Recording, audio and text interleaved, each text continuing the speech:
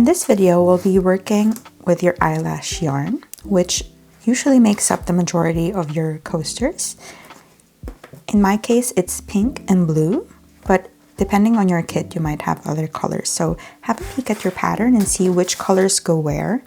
In my case, blue goes here and pink goes here and blue goes here on the outer side.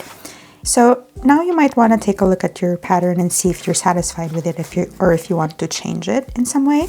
In my case, I would like the circle to be a bit more centered. So I'm coming in with a different colored marker and adjusting the pattern, but you can totally skip this step. Now you can decide where you want to start. In my case, I think I want to start with this one, which is the blue area. So take your eyelash yarn and just gently unfurl it. So hold it by the end and then take about 3-4 arms length. 1, 2, 3. So that's until the elbow. Right, so it's about this long, and then cut it and put the rest of the bundle aside for now. So it's about this long. Again, that's 3 arms length. So now that you have your yarn piece, look for your weaving needle or darning needle. You may have different techniques for this, but how I thread mine is I drape the end over the eye of the needle. And then I press and insert like that. All right, so now that that's threaded, we won't be knotting them together like regular hand sewing, so we'll just keep that there. Here's an example of a patch that's woven in straight lines. I'm going to point out 2 things. First, you can see that the stripes in some areas are quite obvious, and that's totally fine. You can just go over the same areas with the same eyelash yarn, let's say diagonally, and then that's going to patch those areas right up. Second, and more importantly, you can see here that if you weave in long strokes rather than shorter ones, this could happen, and then the mesh underneath will be visible. So the way to solve this is to do shorter strokes rather than longer ones. I know the longer ones take less time, but then you'll have to do more patching up afterwards. I don't know about you, this reminds me of when I was young. We were taught to color in one direction and within the lines. But I think this is a craft that benefits from a bit of spontaneity, where you do one straight line and then a diagonal one, and then it looks more organic. When I work with eyelash yarn areas, I usually put the needle outside of the line I've drawn rather than inside. And that's because if you put the eyelash yarn inside, then the marker will still be visible. But if you put it on the outside, then the yarn will cover it. So I'll put my needle here, right outside the line, and then pull that through, but not all the way. You can leave maybe 5 centimeters of tail to be sure. And then hold it onto that at the back for now. And then I'm gonna come back in here and see what that looks like. You can always pull it all the way through and redo it. So here's our first line. And since I've done many of these coasters, I know that eventually I'm gonna come back around to just kind of fill in the gaps. So I usually do 1 or more strokes per hole. So that means I put the yarn in to the same hole multiple times so that I make something that's a bit more opaque like this, rather than going like this and then coming back around to fill in the gaps. But it really depends on your work style.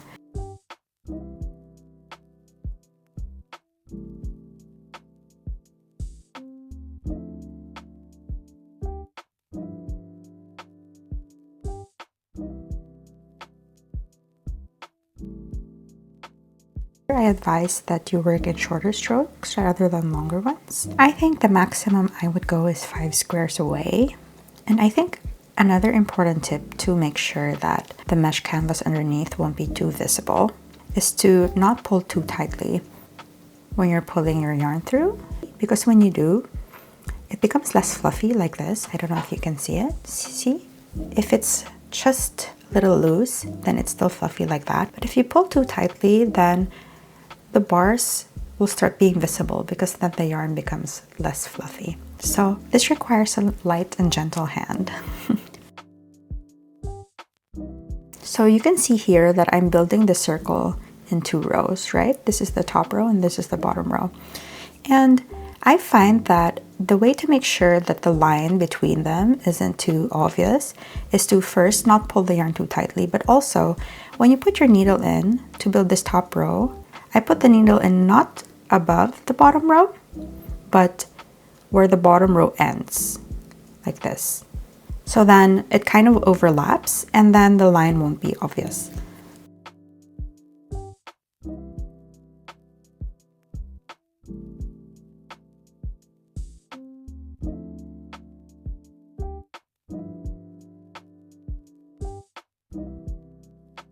And this is really something that can be a mindless activity for you. You can put something on in the background and kind of just go with the flow, right?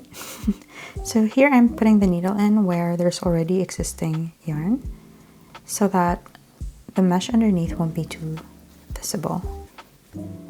Again, don't pull too tightly. I sometimes forget and pull too tightly anyway. This is just like coloring with thread. It's really fun.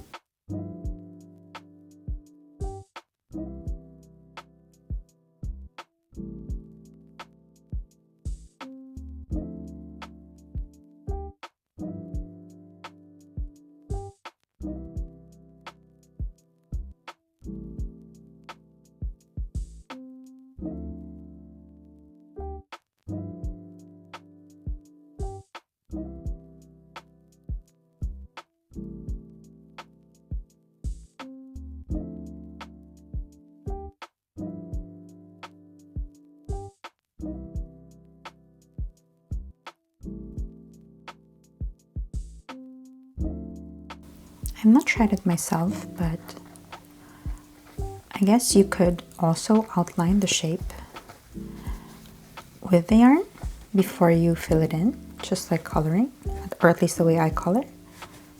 But I'm freestyling at the moment, but maybe I'll try that with another pattern. If you've tried that, please leave me a comment and let me know how it turned out. Okay, so you can see here that I'm at the end of my yarn. I'll just leave that for now and then start with another piece of yarn just like how I did earlier, which is to take 3 arms lengths of this blue yarn. There's a bit of a knot here, so I'll just cut that. And then I'll thread it in the same way I did earlier, which was to drape the end over the eye of the needle and pinch, and then put the thread through, or the yarn through, like so. Okay, so we'll continue in the same way. We'll enter where we left off. So let's come in here where there's already existing yarn, and then pull until you have a little tail at the end, like this. You can just hold that. Or if you want to feel a bit more safe, you can knot all the tails now, but I like doing that after. Okay, I'm going at this diagonally.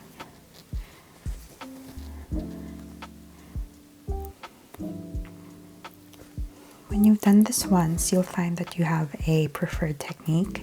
And the nice thing about your kits is that there's more than enough yarn. In some cases, there's about double the amount of yarn needed. So you can just snip this off, pull it out, and then start over if you want.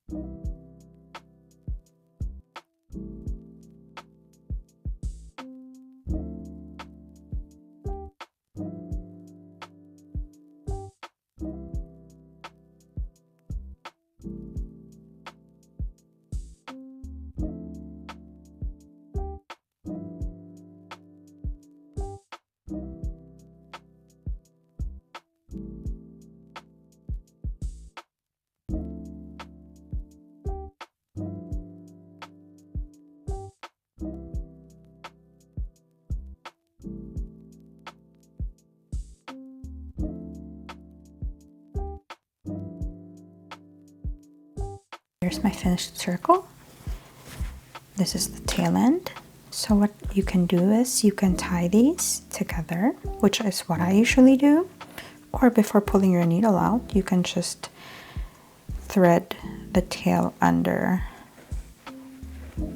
the work like this, kind of like how you do in crochet sometimes, like that. You can snip off the ends later when we're polishing up our work. I can see here that there's a bit of a thin area. It's not necessarily like a bald spot, but it's definitely less fluffy than the surrounding areas. You can just fluff it over like that, or you can take a shorter piece of yarn and then just go over that and then secure it at the back. For now, I'm just going to leave that, and then I'm going to carry on with my pink areas. So you can have a look at your pattern again and decide which area you'd want to do next. I think I'm going to do the pink area around this blue circle, and then I'll be able to show you how I weave under the pom-poms as well. So like earlier, you can take 3 arm lengths of, is it 3 arm lengths or 3 arms lengths? Anyway, 3 arm lengths of yarn, and then thread it through your needle.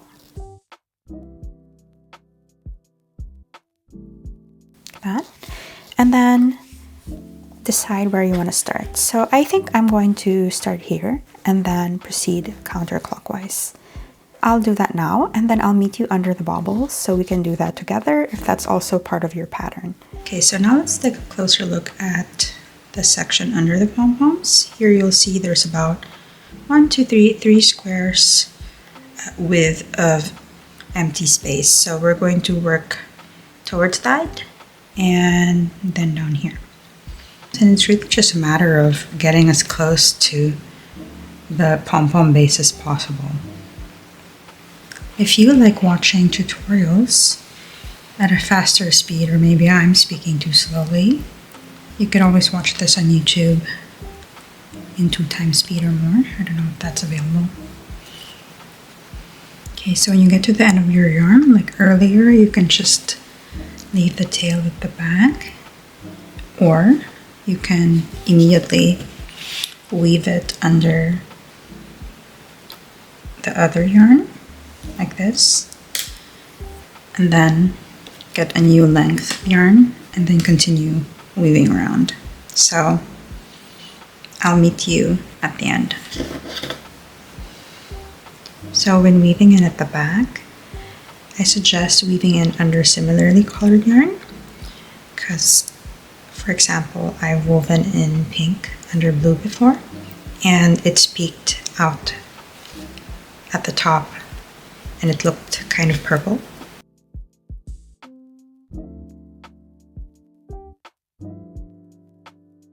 So now it's time to introduce another length of yarn. And another technique you can do is you can, even before weaving, you can already hide the tail under existing areas like that, and then just pull enough that there's still a little tail, which you can cut off later. So then you won't have to hold on to the tail while you're working if you don't want to. This is what my coaster looks like at the moment. I think I will take more blue yarn and I'm going to kind of polish the outline of this to make it evenly filled. You can do the same and see where else you'd want to put more eyelash yarn, or you can just stop here altogether and then proceed to the next video so we can work on the last parts of your coaster. I think I'm done with my eyelash yarn areas. So as the last step, I'm just going to do as we did earlier and hide the yarn under these areas and then snip it off. Don't worry about the ends right now. We can do that later when we're finishing up our coaster. So I'll see you in the next video. Bye!